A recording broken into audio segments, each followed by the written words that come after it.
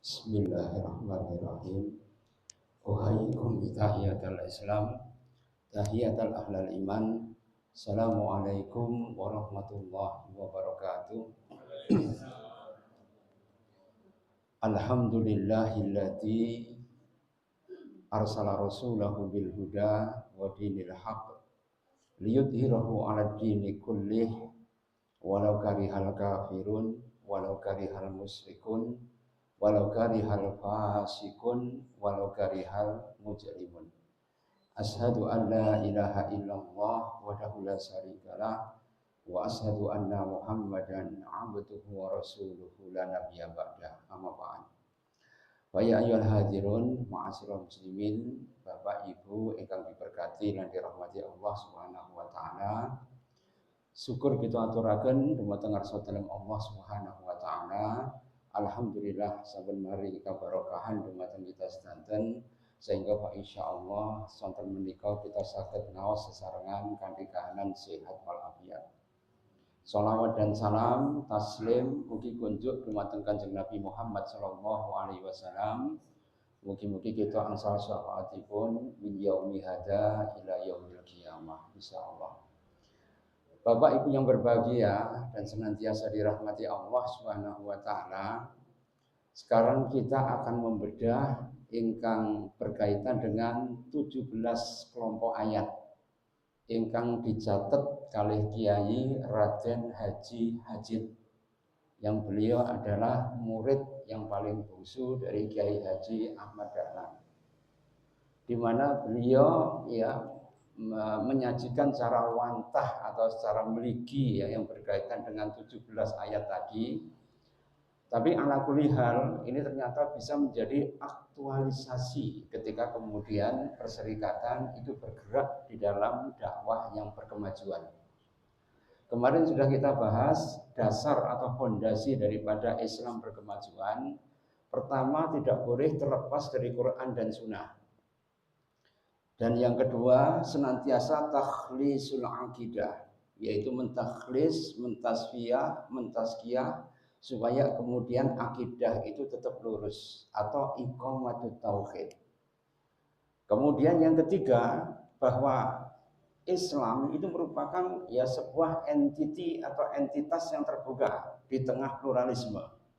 Jadi kalau ada perkembangan zaman, mereka tidak jumud, senantiasa mengikuti perkembangan zaman, sehingga Pak insya Allah ketika terjadi perkembangan yang luar biasa, maka kemudian Islam itu bisa mengikuti, tidak ketinggalan zaman.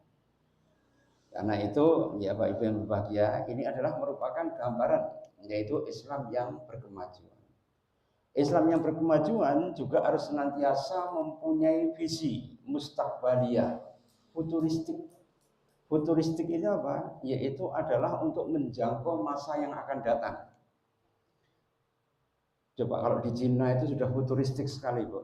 Jadi kalau ada kemudian tanah yang gersang karena ada penggunaan pupuk yang berlebihan, maka dia mencari potensi kira-kira yang bisa menyuburkan itu apa.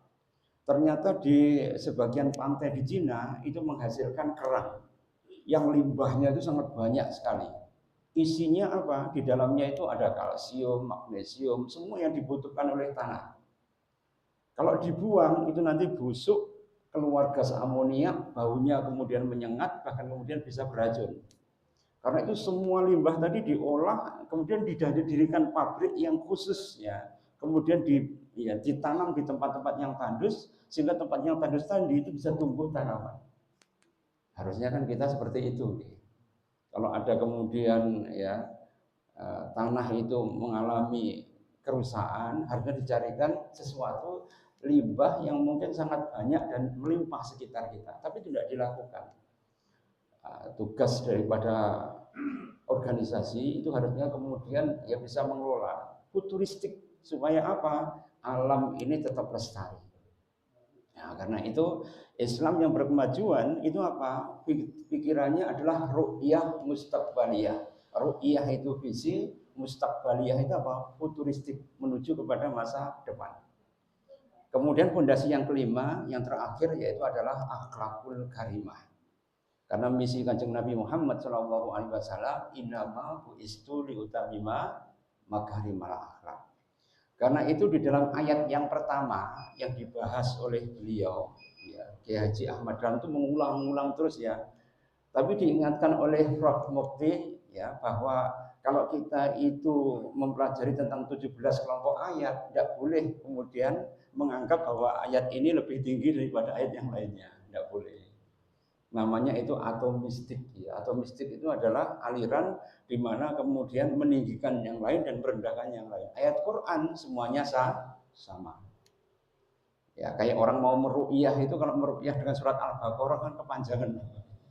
Ya, ini nanti selesainya jam berapa ini? Karena itu kemudian kalau meruqyah ya diambil ayat-ayat yang apakah itu lebih tinggi? Enggak. Tapi dalam rangka supaya kemudian tujuan itu bisa tercapai, nilainya bisa diserap, dan kemudian motivasi dalam rangka untuk beribadah pada Allah itu menjadi semakin kuat. Ya, ayat yang pertama yang dibahas beliau yaitu adalah ya surah Al-Jathiyah. Afara'aita man ittakhadha ilahahu hawahu wa adallahu ala ilmin wa khattama ala sam'ihi wa qalbihi wa ja'ala ala basarihi ghishawa. Tahukah kamu orang-orang yang menjadikan hawa nafsunya itu menjadi Tuhan mereka? Maka mereka akan tertutup hati mereka, pendengaran, penglihatan, dan sebagainya. Karena apa? Mengikuti hawa nafsu mereka. Kenapa kemudian yang menjadi titik tekan adalah pengendalian hawa nafsu? Karena hawa nafsu inilah ya wakana amruhu furuta, akan membuat urusan itu semuanya menjadi kacau balau. Jadi penyakit orang itu akhlada fil ardi, yaitu mereka itu merasa akhlada itu merasa mereka itu selamanya di dunia, namanya tulul amal, yaitu panjang angan-angan. Kalau mereka merasa akhlada fil ardi, maka mereka itu wattaba'u hawa, maka mereka itu akan mengikuti hawa nafsu. Nafsu itu dalam Al-Quran ada 3, tapi kalau menurut orang-orang sufi itu ada 7. Kita manut Quran aja Bu ya. Kalau 7 nanti ngapalnya ya hanya sebagai pengetahuan saja. Tapi di dalam Al-Quran nafsu itu ada 3. Yang pertama apa? Nafsul amarah. Yang kedua yaitu adalah ya nafsul lawamah. Dan yang ketiga yaitu adalah nafsul mutmainah.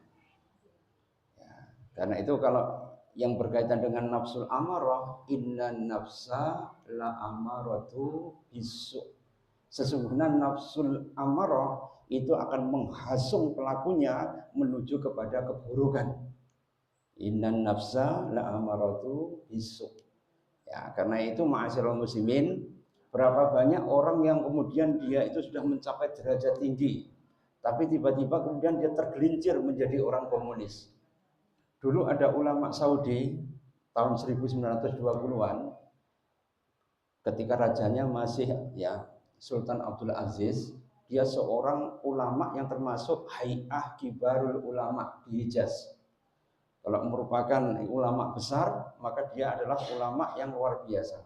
Dia mempunyai kitab tebal sekali berkaitan dengan Sirah Bainal Islam wal Wasaniyah, pertempuran abadi antara Islam dengan penyembah berhala. Ini kitabnya tebal sekali. Dan kitab itu kemudian disarah ya oleh ulama Masjidil Haram, itu dikomentari ya oleh salah seorang ulama, andaikan buku ini digunakan untuk menjadi mahar bidadari, insya Allah mencukupi. Bayangkan ya, kitabnya saking dahsyatnya sampai sekarang menjadi pegangan, masih tersimpan di perpustakaan. Tapi ketika beliau itu kemudian menikah dengan wanita Lebanon dan kemudian bergaul dengan orang-orang yang lingkungannya tidak bagus, maka Hay'ah Kibarul Ulama'nya itu kemudian dia tinggalkan. Lama tidak muncul, tiba-tiba beliau muncul di Mesir ketika usia tua. Dan dia mengarang kitab itu Hal Hiyal Akhlal, inilah belenggu yang aku lepaskan. Maka di dalam kitab itu dia mengatakan bahwa dia tidak berislam lagi dan mengaku sebagai ateis. Ya, bayangkan ya, seorang ulama besar matinya dalam keadaan ateis. Itu Syekh Abdullah Al-Qasimi. Ya, di mana beliau itu adalah seorang ulama. Ya, itu gurunya orang Salafi dulu ya. Itu Syekh Abdullah ya Al-Qasimi. Tapi karena dia kemudian tidak istiqomah di dalam jalan Allah Subhanahu wa taala, maka kemudian dia tergelincir. Mungkin jenengan tahu Munawar Muso ya. Munawar Muso itu anaknya kiai yang ada di Paku. Di mana sampai sekarang ya semua keluarganya masih Islam lurus di jalan Allah Subhanahu wa taala. Kenapa dia kemudian terpengaruh? Karena dia kemudian langsung ketemu dengan Sneflit, yaitu adalah ya penginjilnya komunis ya, namanya Sneflit. Yang Sneflit itu kemudian mempengaruhi dengan diskusinya ketika di Surabaya, maka kemudian Muso ya itu kemudian berubah menjadi komunis. Dengan dia dulu santri. Bahkan ya DN Aidit dulu namanya Ahmad Aidit. Bapaknya sendiri mempunyai ya majlis taklim, yaitu adalah Nurul Huda yang didatangi banyak orang di Pangkal Pinang. Bayangkan ya, dan beliau itu termasuk tokoh ya Masumi dulu bapaknya. Ya Abdullah Aidit itu ya orang Masumi.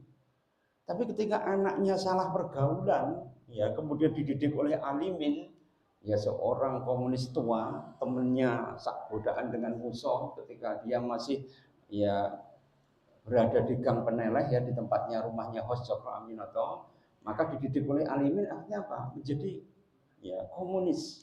Seseorang tukang adzan tiba-tiba menjadi komunis. Karena apa? Karena tidak punya yang namanya pertahanan. Kemudian apa? Jali susu. Jali susu itu apa? Teman yang buruk. Karena itu almar'u ala dini khalilihi. Wal yang dur akhadukum mayu khalil. Jadi kalau jenengan itu melihat agama seseorang, lihat temannya. Wal yang dur mayu khalil. Siapa yang dijadikan temannya? Karena itu ma'asyiral muslimin, kenapa kita harus mengadakan taklim seperti ini supaya ketemu konco yang baik.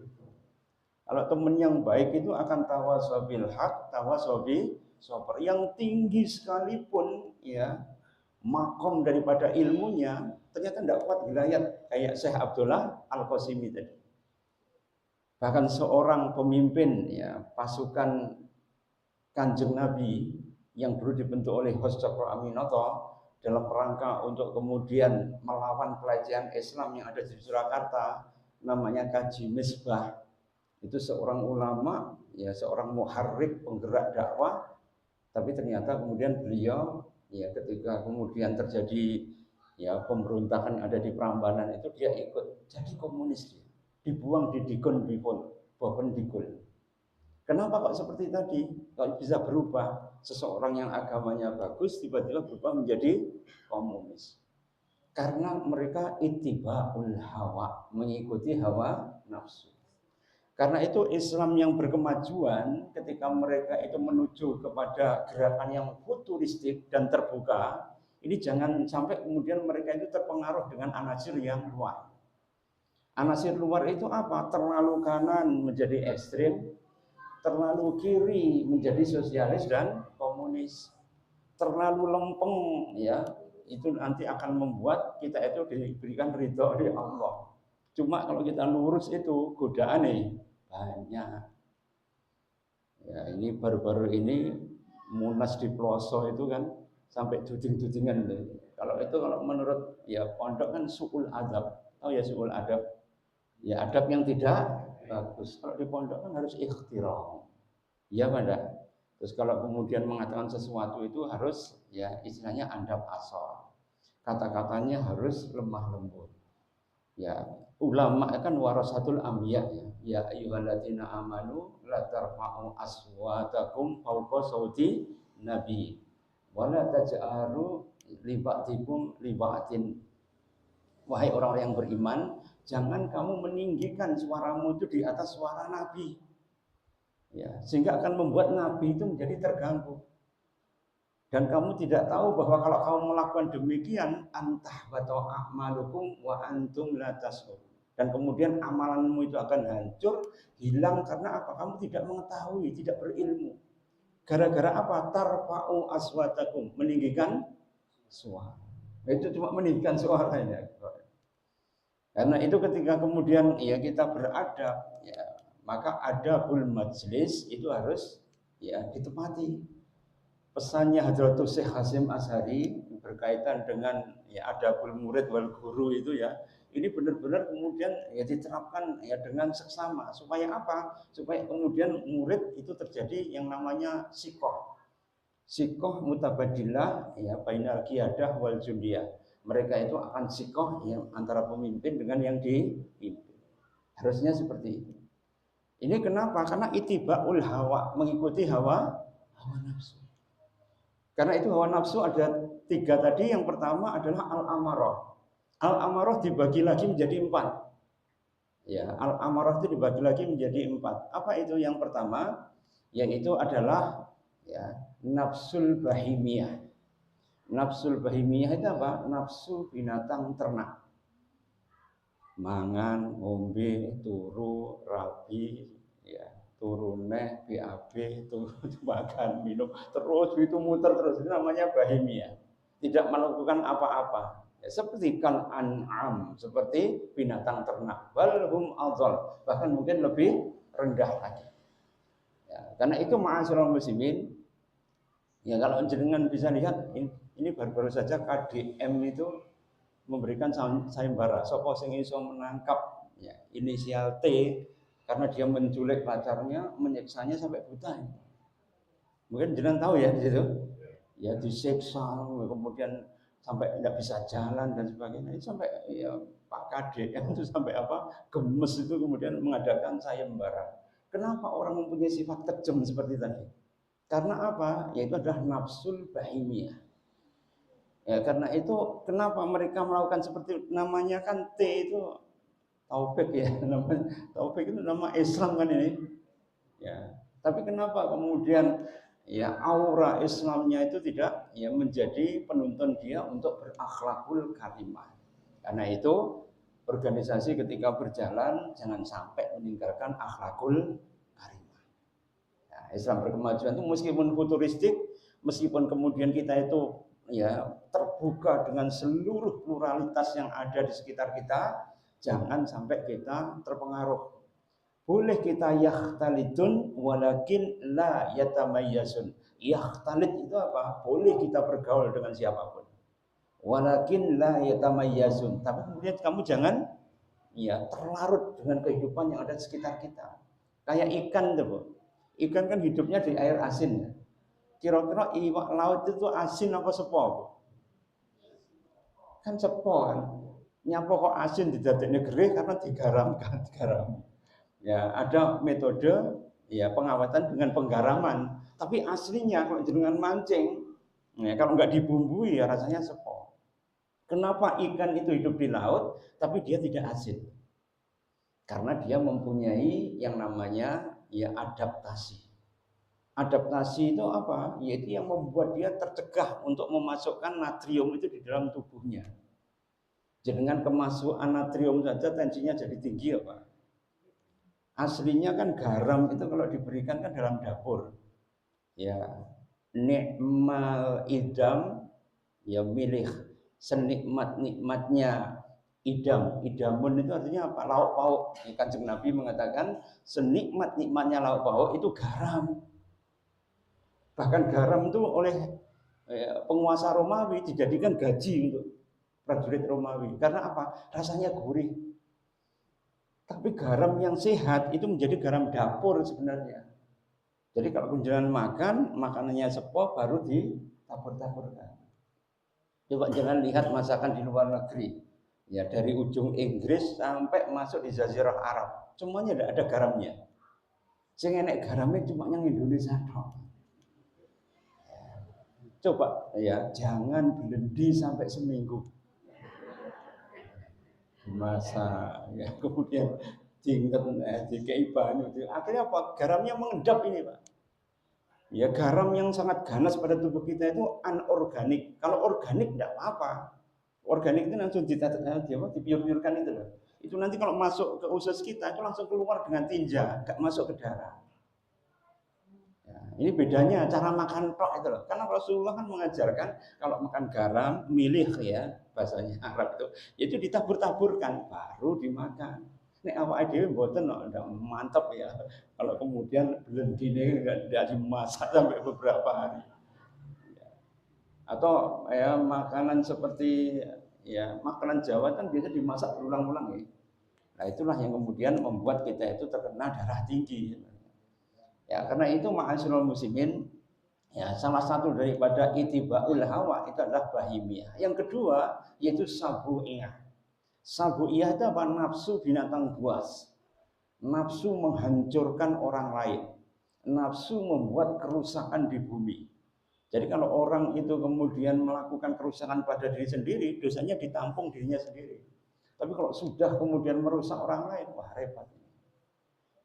Kadang-kadang tidak ada ketegasan, yang bingung ya. Ini ada orang punya sawah diubah jadi tambak, malah dipenjara. Ya, tapi kalau kemudian mengubah sawah ya menjadi pabrik, menjadi ya, tidak ada kompensasinya. Ini ada dualisme seperti ini harusnya menjadikan kita itu ya mulai berbenah diri bahwa Islam yang berkemajuan itu dalam rangka supaya kemudian meningkatkan harkat martabat daripada rakyat itu sendiri. Generasi rohbani itu adalah generasi yang qaim riayah ar-ra'iyah bima yuslihuhum dunyahum wa ukhrahum. Jadi generasi robbani itu kalau menurut Imam Tobari yaitu adalah mereka yang mampu menjaga rakyat itu supaya mereka itu mendapatkan yuslihuhum ya dunyahum, supaya mereka mendapatkan muslih atau perbaikan di dalam kehidupan dunia mereka, wa ukhrahum, dan kehidupan dunia mereka menjadi selamat. Ini tugas daripada generasi robbani. Karena itu perintah dalam surat Ali Imran 96, wa kunu robbaniyina bima kuntum tu'alimunal kitab wa bima kuntum tadrusun. Maka generasi robbani itu adalah generasi yang senantiasa belajar Quran dan mengamalkan Quran itu dalam kehidupan sehari-hari. Ya, karena itu filsafat kita kembali ya. Ini materi penggabungan antara 7 filsafat ya Ki Haji Ahmad Dahlan. Kemudian bagaimana mengimplementasikan dalam Islam yang berkemajuan, sedangkan dawafi'nya, dawafi itu pendorongnya itu adalah 17 ayat, kelompok ayat ya yang harusnya kemudian dihafal ya oleh ya, semua aktivis dakwah dalam rangka untuk merealisasikan Islam itu menjadi sumuliyatul Islam. Sumuliyatul Islam itu apa? Komprehensivitas di dalam Islam. Udkhulu bisilmi kafah. Masuklah Islam itu dalam ya, Islam itu dalam keseluruhan. Tidak boleh kita itu parsial atau juz'iyah. Ya, karena kalau kemudian kita masuk secara juz'iyah atau parsial, maka ujung-ujungnya apa? Mesti kita akan ya terjadi banyak tanazu, yaitu adalah konflik tadi. Masuknya konflik itu apa? Kepentingan dunia. Kepentingan dunia yang menghasung siapa? Hawa nafsu. Wa kana amruhu furuta. Maka seluruh urusan itu akan terbengkalai. Coba kalau orang itu mempunyai pengertian yang keliru sedikit saja ya. Ada kelompok Islam yang mengartikan ya bahwa bai'ah itu adalah bai'at uzma. Bai'ah uzma itu apa? Bai'ah yang besar kepada pemimpin tertinggi kaum muslimin. Yang tidak bai'ah ke kelompoknya dianggap kafir. Bahaya ini. Ya, jatuh ke dalam yang namanya tatarruf. Tatarruf itu apa? Ekstrim. Akhirnya apa? Ketika kemudian mereka berhadapan dengan kelompok kaum muslimin yang lain, itu kemudian mengkafirkan. Gara-gara apa? Tidak baiat dengan imam. Coba ini pengertian sedikit saja tapi keliru. Ya, karena itu ma'asyiral muslimin, Islam itu harus kemudian wa kadzalika ja'alnakum ummatan wasatan. Dibaca oleh Pak Imam tadi ya. Wa kadzalika ja'alnakum ummatan wasatan. Kita harus tawasud. Tawasud apa? Moderat. Sehingga tidak ke kanan, juga tidak ke kiri. Ya, kalau ke kiri itu nanti ujung-ujungnya menjadi sosialis komunis. Kalau ke kanan menjadi ekstremis. Ya, jadi kita berada di tengah-tengah. Tapi ada juga yang kemudian terlalu tasahul, memudah-mudahkan. Kalau terlalu memudah-mudahkan, ujungnya apa? Ya, dia pasti akan kemudian lelah. Karena antara lillah dengan lelah itu orang yang beda nih. Jadi kalau orang itu lelah karena beribadah pada Allah Subhanahu wa taala, kalau tidak ikhlas dia tidak kuat di tengah jalan. Tapi kalau kemudian dia itu lillah, ikhlas, ya apa, insya Allah dia akan kuat sampai di tempatnya. Ini nafsu sabu'iyah, nafsu yang merusak. Kemudian yang ketiga yaitu adalah nafsu syaitoniyah. Nafsu syaitoniyah itu adalah nafsu makar. Karena itu setan itu senangannya makar. Caranya apa? Dia itu adalah orang yang paling telaten. Coba ya, umurnya iblis itu kan sejak bumi ini diciptakan sampai kemudian sampai hari ini. Kira-kira pengalaman yang menyesatkan manusia itu banyak apa enggak? Wah, luar biasa. Ya dari cari A sampai cara B itu mereka bisa. Tapi yang tidak bisa dilawan siapa? Illa ibadaka minhumul mukhlasin. Kecuali orang-orang yang punya sifat yang mukhlasin, yang punya sifat ikhlas. Ya, karena itu ma'asyiral muslimin, maka untuk menghadapi nafsu tadi, maka kemudian kita harus ikhlas. Nanti beliau Kiai Haji Ahmad Dahlan itu menjabarkan tentang keimanan, nanti ayatnya berkaitan surat Al-Ankabut ayat 2 sampai ayat 3 itu berkaitan dengan bahwa orang itu akan diuji keimanannya. Itu adalah salah satu implementasi daripada 17 kelompok ayat tadi. Kemudian nafsu berikutnya setelah nafsu syaitoniyah yaitu adalah nafsu rububiyah. Rububiyah itu adalah nafsu merasa seakan-akan menjadi Tuhan. Ini repot. Ya, iso buka lawang surga, jogo gawang neraka, iso nyeneni malaikat mungkar dan nakir, iso WA-an sampai Gusti Allah. Itu berarti kan kekuatan ilahiyah tapi diaku oleh menungso. Ya, kalau kemudian ada juga orang yang mengaku dia itu istilahnya berada pada makom tinggi namanya jadab. Jadab itu kayak wong edan itu loh. Ya, jadab itu merasa kayak orang gila, tapi kemudian dia jaluk itu. Saya ini kalau kemudian tidak disodakoi sampai akan mendapatkan bencana, dijanjeni kayak gitu. Akhirnya orang dijanjeni wedi akhirnya ngetokne duit. Bahkan ada orang itu yang belum ngetokne duit, wis diloroti kabeh gelang. Ada yang seperti itu. Ini harus hati-hati. Mengaku jadab tapi ternyata hanya mencari kehidupan dunia. Mungkin jenengan lingkungan ini tidak ada, tapi kalau di luar nanti jenengan banyak menemui hal-halnya demikian. Orang yang mengaku jadab. Jadab itu apa? Ya mabuk karena dia cinta kepada Allah, mabuk dengan alam malakut atau alam ilahiyat, membuat dia itu makomnya dekat dengan Allah dan bisa mengatakan apa saja. Bahkan sholat pun ditinggalkan tidak apa-apa karena sudah mencapai jadab. Jadi repot ODGJ diikuti. Tapi ini terjadi di dunia nyata, itu terjadi. Karena itu kenapa kalau kemudian beliau Kiai Haji Ahmad Dahlan itu pertama kali dari 17 ayat itu yang dibahas apa? Surat Al-Jathiyah. Supaya apa? Orang benar-benar paham tentang bahayanya hawa nafsu. Hawa tunazi'uhu. Hawa nafsu itu senantiasa menyelisih kita. Kalau kita ingin berbuat baik, pengennya kita layah-layah.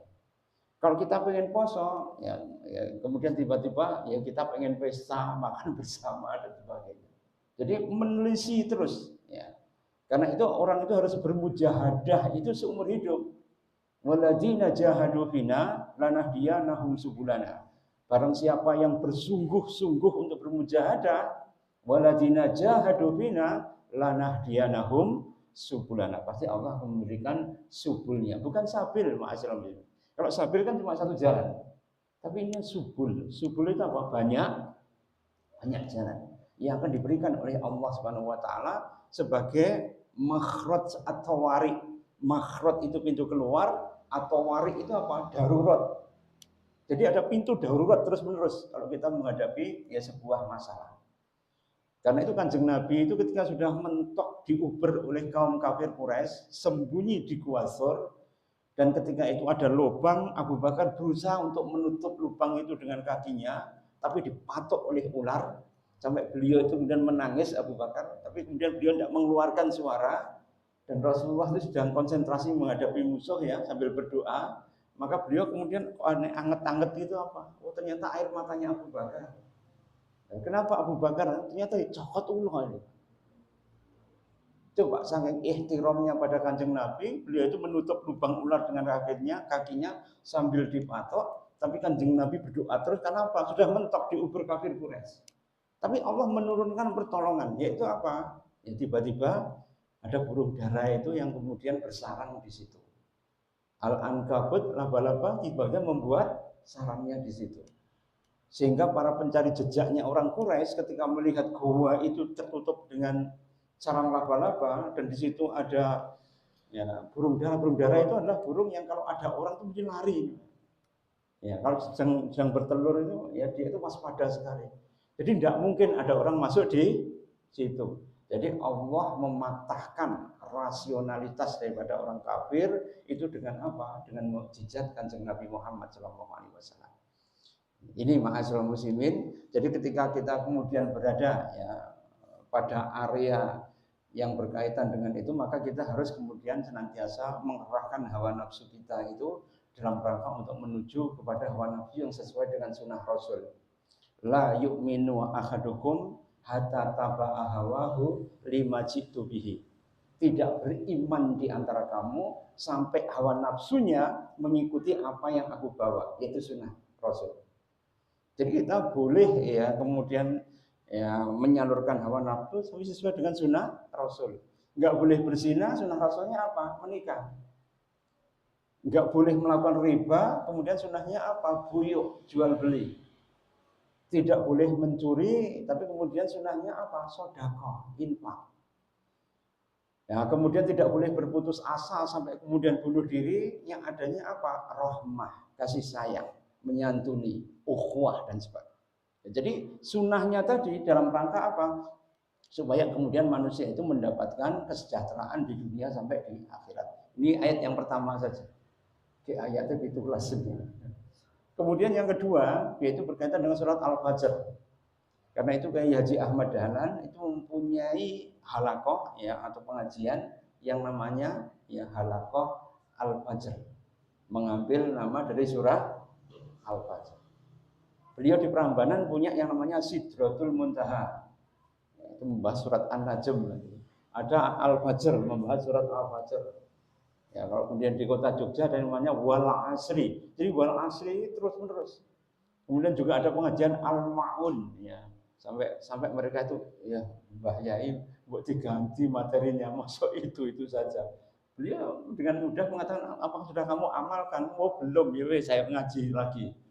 Ya, mungkin kalau kita mungkin ya bosan ya setiap kali ara'aital ladzi yukadzibu bidin fadzalikan ladzi itu dibaca terus kemudian diartikan, diaktualisasikan. Jadi rumah sakit, jadi klinik, jadi madrasah, jadi universitas, jadi Darul Aitam. Darul Aitam itu panti asuhan itu ya. Darun itu rumah, Aitam itu anak yatim ya. Jadi kalau kemudian Darul Aitam kemudian menyebar menjadi ya amal usaha Muhammadiyah atau menjadi ya amal soleh, ini merupakan salah satu bentuk daripada masyarik al-Islam. Masyarik itu apa? Proyek-proyek Islam. Jadi proyek Islam itu bukan proyek sing ngakali bestek mboten. Tapi proyek Islam itu bagaimana ya kegiatan itu bisa menarik ya barokah ya ridho dari Allah Subhanahu wa taala. Kalau Pak Ridho sudah ada di sini ya. Tapi untuk menarik ridho dari Allah Subhanahu wa taala bima yurdillah, ya ridho dari Allah Subhanahu wa taala ini yang paling berat. Kemudian yang kedua Al-Fajr itu menekankan berkaitan dengan transformasi. Ya, transformasi. Di mana di dalam situ wal fajri walayalin asr. Walayalin asr itu adalah 10 hari yang barokah. Ini semua ulama mengartikan bahwa itu adalah ya 10 pertama bulan Dzulhijjah. Tapi sebenarnya kita punya 10 itu banyak. Ada 10 terakhir bulan Ramadan, ada 10 pertama bulan Dzulhijjah, dan kemudian ada 1 sampai kemudian 10 itu pada Muharram. Ya benda.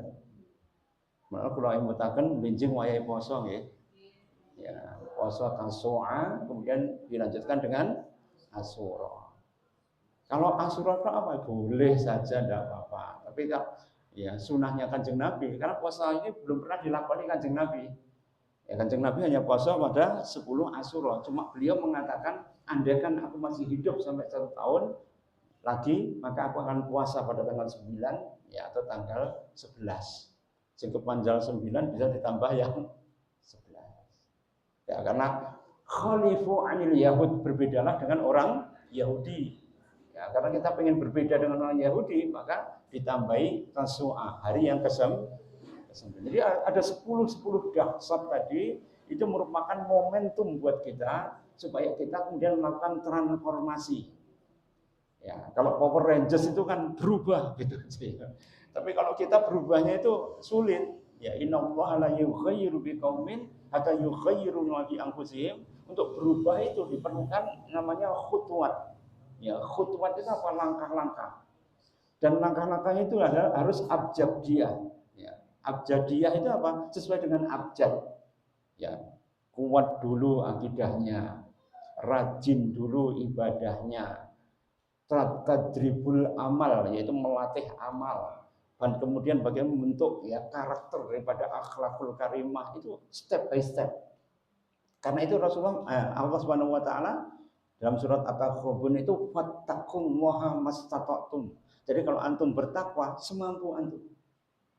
Wattaqullaha wa yu'allimukumullah. Kalau kamu bertakwa pada Allah pasti akan diajari oleh Allah. Nah, ini kuncinya.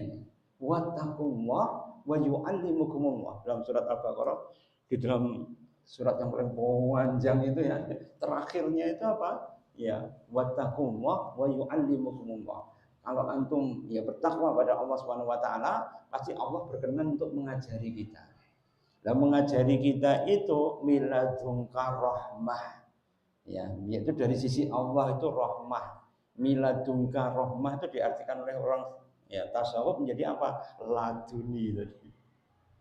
Ya, laduni, tapi itu bukan laduni, itu semuanya hak prerogatif semua orang. Kalau mereka itu bertakwa pada Allah Subhanahu wa taala, mesti mereka menjadi wali Allah. Inna awliya Allah la khaufun alaihim wa lahum yahzanun ulaika alladzina amanu wa ulaika humul muttaqun. Ya, maka wali Allah itu orang yang beriman, pasti muttaqin. Ya. Kalau jenengan bukan wali Allah, mesti wali santri atau wali murid. Kalau jenengan tidak usah terlalu bersedih bahwa ahli, yaitu adalah bagaimana orang itu syaratnya mudah, cuma iman dan takwa kepada Allah. Wa man ada auliya Allah faqad azantuhu bil muharrabah. Barang siapa yang melawan wali-wali Allah, sesungguhnya Allah itu akan menghadapi mereka itu dengan ya kekuatan Allah sendiri. Jadi dia tidak usah takut. La tahzan. Innallaha ma'ana. Sesungguhnya Allah beserta kita. Ya, karena itu surat Al-Fajr itu menghasung kita untuk melakukan transformasi dari apa? Wa taquluna turasa akhlal lama wa tukhibul mala huban jamma. Jadi mereka itu kemudian mencampur adukkan antara harta itu, dari harta wasiat sampai harta ya warisan itu kemudian diperebutkan. Ya, kemudian mereka cinta pada harta itu sampai jangket. Kalau dalam ayat lain namanya akhlada fil ardi. Mereka itu merasa seakan-akan bisa hidup di dunia ini. Andrew Carnegie. Jadi kalau jenengan melihat seluruh jembatan di San Francisco dan seluruh infrastruktur yang ada di Amerika, yang semuanya terbuat dari besi, dari patung Liberty sampai jembatan New York, itu semuanya yang buat adalah Andrew Carnegie. Kira-kira kalau dia itu menjadi kontraktornya duitnya akeh nopo. Wah, duitnya orang mengangkat ya, Pak. Dia menjadi orang terkaya pada abad ke-19. Tapi Andrew Carnegie ketika kemudian dia meninggal tidak mewariskan ya sepeser pun pada anaknya. Kemudian semuanya diberikan pada yayasan sosial. Kira-kira anaknya misuh-misuh nopo. Namanya Andrew Carnegie. Ya. Sehingga akhirnya kemudian ya membuat dia ketika ditanya oleh jurnalis, wah Bapak Andrus, kenapa kok jenengan menginfakkan semua harta? Karena kebahagiaan itu ketika saya memberi. Jadi kebahagiaan orang kaya itu kalau dia Itu orang kafir nih. Orang yang ingkar pada Allah Subhanahu wa taala, dia kemudian menemukan ya sebuah mutiara yang berharga, bahagia itu kalau dia memberi, sampai anaknya enggak diberikan warisan. Tapi ada kerandahnya juga namanya Dale Carnegie. Ya, tadi Andrews Carnegie, sekarang Dale Carnegie. Ini adalah pakar motivator dunia. Pakar motivator dunia. Dari ya Deddy Corbuzier ya sampai Steven Spielberg ya sampai kemudian Muhammad Qutb ya seorang motivator dari Saudi itu semua, atau kemudian seorang Syekh Abdurrahman As-Sa'di, ini ulamanya Salafi, itu ketika mereka itu membuat kitab berkaitan dengan motivator, maka mereka mengambilnya semua dari Dale Carnegie. Kurang hebat apa orangnya ya. Kalau Andrews Dale Carnegie tadi dia kemudian menginfakkan semua. Kalau Dale Carnegie ini adalah pakar motivasi, tapi hidupnya mengenaskan. Akhir hidupnya apa? Bunuh diri. Jadi menurut saya kalau melihat motivator ini rada tidak percaya ya apa gurunya orang Islam misalnya. Iya pada. Karena guru-guru motivator itu mereka mengambil semua dari bukunya Dale Carnegie semua. Sendiri mungkin ada ya di Patria kan ada tapak dewa itu kan ya dan sebagainya, itu kalau kata-katanya semuanya diambilkan dari Dale Carnegie semua itu. Ya, hampir semua motivator ketika mereka itu membawakan acaranya seperti misalnya ya, kegagalan itu adalah keberhasilan yang tertunda misalnya kayak gitu itu deh Mbak. Itu dari Dale Carnegie semua ini. Ya, tapi ternyata beliaunya malah cerai. Ya, anaknya keleleran, mati nih bunuh. Ya Mario Teguh ya. Jadi kalau kita melihat kalau orang hanya ngomong itu repot. Namanya aqlaniyatul qaul, rasionalitas. Nggak bahasa kancare apa? Rasionalitas cangkem, Pak. Ya. Kaul itu artinya apa? Rasionalitas ya mulut. Ya, kalau rasionalitas mulut itu cuma ngomong tok, ya, maka di dalam ayat lain, ini juga ayat termasuk 17 ayat kelompok daripada 17 ayatnya Kiai Haji ya Ahmad Dahlan, yaitu apa? Surah As-Saff ayat 2 sampai 3. Ya. Ya ayyuhalladzina amanu lima taquluna ma la taf'alun. Kabura maqtan indallahi an taqulu ma la taf'alun. Wahai orang-orang beriman, ya jangan kamu mengatakan sesuatu yang tidak kamu amalkan. Kabura maqtan indallah, sungguh kemurkaan Allah itu pada orang sing geseh antara perbuatan dan amalannya. Nah, ini ternyata sama ya. Dale Carnegie juga begitu.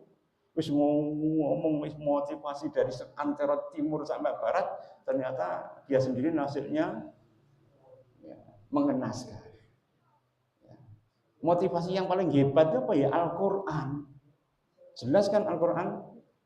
Bayangkan Al-Quran itu membuat Kanjeng Nabi bisa menang melawan tentara kafir Quraisy. Kanjeng Nabi dikepung selama 35 hari dalam perang Al-Ahzab, itu bisa memukul mundur musuhnya. Pasukan Kanjeng Nabi ya bisa kemudian mengalahkan pada perang Mu'tah, itu adalah pasukan Romawi. Jumlahnya Kanjeng Nabi 30.000, sedangkan musuh itu hampir 300.000. Itu pasukan musuh sudah lari ketakutan karena motivasi Quran saja. Ya, kemudian ada Abu Dzar Al-Ghifari, itu Arab budal, itu orang dari kendaraan, jadi wangi naik keledai ini. Nah keledai ini itu sering belok itu Pak. Ya, bermelaku belok nih, akhirnya keledai ditunggalkan, dia menggotong ya alat untuk perangnya itu, kemudian dia berjalan sehingga dia terlambat. Meskipun tidak terjadi perang, Rasulullah masih memuji beliau karena apa? Beliau tetap bersiteguh untuk berangkat berperang di perang Mu'tah. Nah, karena itu ma'asyiral muslimin, siapa yang memotivasi tadi? Mereka harus melewati padang pasir yang ganas, ya musim panen yang gagal. Bayangkan, musim panen yang gagal disuruh berangkat perang. Ya, itu kalau orang ya ngedap itu kan akhirnya apa? Wah, ini ya apa ora panen, ya melihat kemudian tapi Rasulullah harus berinfak. Ya, Utsman saja menginfakkan 1000 ekor ontanya. Ya, dan itu kemudian mereka berangkat juga untuk ya berangkat perang. Siapa yang memotivasi tadi? Quran, ma'asyiral muslimin. Ya, tapi kalau kemudian kita ya sekarang melihat orang itu malah mencari motivasi di luar sana. Tahukah jenengan yang sering jadi motivasi wis sugih dari sononya? Ya enggak? Orangnya sudah kaya, sudah berhasil, ya balungan gajah lah istilahnya. Tahu ya balungan gajah? Mereka sudah mempunyai fasilitas sebelumnya. Jadi kalau kemudian mereka ngomong itu ya pantas. Karena apa? Ya karena mereka ya punya modalnya. Kalau jenengan itu kemudian moro-moro ngomong ya disorain nanti ya. Karena dianggap tidak kapabel tadi. Berikutnya yaitu adalah ya surah yang sering dijadikan ya, pegang beliau ada surah Ar-Rum ayat 30. Ya, fa'akim wajhaka ya lidinillah tadi. Yaitu ada fa'akim wajhaka ya adabkanlah wajahmu itu agama yang fitrah. Dan fitrah Allah itu tidak akan berubah sama sekali, la tabdilah. Ya tidak akan ya berubah sama sekali. Ini menunjukkan apa ma'asyiral muslimin bahwa kaum muslimin yaitu ya dinul qayyim atau agama yang lurus tadi itu adalah agama yang sesuai dengan fitrah. Kullu mauludin yuladu alal fitrah. Lah fitrah itu apa? Fitrah itu tauhid. Jadi alastu birabbikum qalu bala syahidna. Ketika kita masih dalam arwah kita ditanya oleh Allah Subhanahu wa taala, bukankah aku Rabbmu? Maka seluruh arwah itu menjawab qalu bala syahidna. Kami menyaksikan ya Allah bahwa jenengan adalah Rabb kami. Jadi secara rububiyah kita itu sudah taat pada Allah. Secara uluhiyah kita itu sudah taat pada Allah. Cara asma wa sifat itu sudah melekat pada gen kita. Dan itu namanya fitrah. Karena itu fitrah itulah yang kemudian mensintesa menjadi sebuah mutaghayyirat, sesuatu yang merubah keadaan yang dalam keadaan underrate, dalam keadaan rendah menuju kepada ya sesuatu yang bisa memberikan manfaat kepada orang lain. Tahukah jenengan ketika pertama kali ya, Perserikatan mendirikan rumah sakit di Surabaya, itu Kiai Haji Ahmad Mas Mansur itu mewakafkan tanahnya itu untuk klinik. Dan ketika itu kemudian tidak ada yang bantu, ya kecuali siapa? Dokter yang kemudian dokter itu dokter kejawen karena dia pemimpin Budi Utomo, namanya Dokter Sutomo. Apa kemudian ya beliau ya pada waktu Kiai Haji Mas Mansur kemudian alergi pada beliau? Enggak, malah didekati. Karena itu Islam yang berkemajuan menurut Prof. Mukti itu adalah bagaimana organisasi itu bisa mencari kawan sebanyak-banyaknya. Mencari kawan sebanyak-banyaknya. Jadi awal kita berdakwah dulu ya ketika kemudian Dr. Suwandi sekarang namanya diabadikan menjadi Rumah Sakit Suwandi di Surabaya itu ketua Muhammadiyah yang pertama ya. Beliau itu yang ketika 10 November itu beliau itu yang kemudian mengusungi pasien itu dari Surabaya ke Kediri ke Blitar itu beliau. Ya. Dulu rumah sakitnya itu di Panti Karya ini, ngarepe Aroma itu ya. Itu dulu yang masuk di Gebang, stasiun Gebang, terus semuanya dimasukkan ke rumah sakit yang Madiwaluyo di situ. Itu yang ngeterne siapa? Dr. Suwandi. Siapa itu? Itu ketua Muhammadiyah yang pertama, yang nyekel kliniknya Kiai Haji Mas Mansur tadi. Tapi beliau kemudian juga ya mengundang dokter-dokter yang lain. Yang dokter itu adalah dokter kejawen, kebatinan. Bahkan ada yang kemudian anti Islam. Ya, Budi Utomo kan sebagian mereka itu kan anti pada Islam. Tapi tetap didekati ma'asyiral muslimin. Itu dakwah itu seperti tadi. Tidak kemudian membuat barier atau batasan, enggak, tapi semuanya dikontrol. Ya sekarang DR Utomo kalau jenengan melihat di Museum Muhammadiyah tadi, jenengan melihat ya, nama beliau kan menjadi tokoh Muhammadiyah. Ya benda, karena kontribusi beliau mendirikan rumah sakit. Jadi dakwah itu pada kalau setan pun mau ngaji ya kita ngaji gitu. Ya iblis pun mau ngaji lagi, cuma iblis sampai setan itu enggak gelem. Cuma kalau mereka itu minta ngaji sekalipun ya kita akan berikan pengajian tadi. Supaya apa? Supaya kemudian Islam itu menjadi rahmatan lil alamin. Insyaallah demikian ma'asyiral muslimin, sudah masuk Isya ya. Buat menawi ada yang mau ditanyakan, monggo. Ini ayatnya masih 3 loh, masih banyak ini. Ya, nanti kita teruskan 2 minggu lagi aja. Nah, untuk ke susu-susu malah enggak masuk nanti step by step.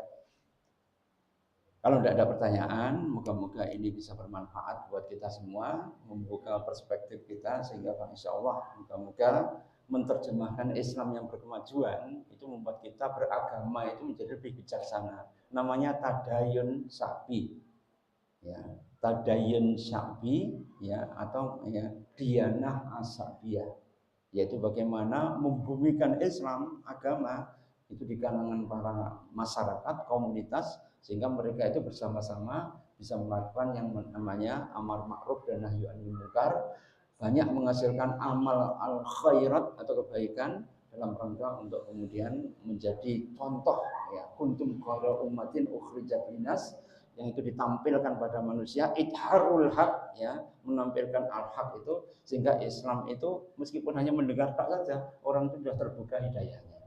Sebenarnya cuma itu aja, sehingga lingkungan tadi akan membuat orang itu mudah untuk menerima Islam. Aku lupa lihaza, astagfirullahaladzim li wa lakum.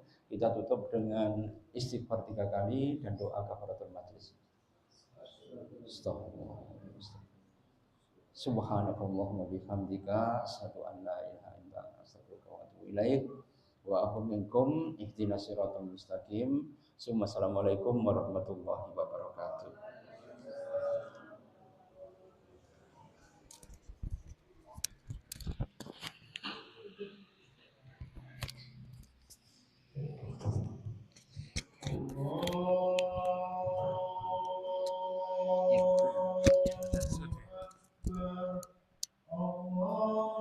Power off.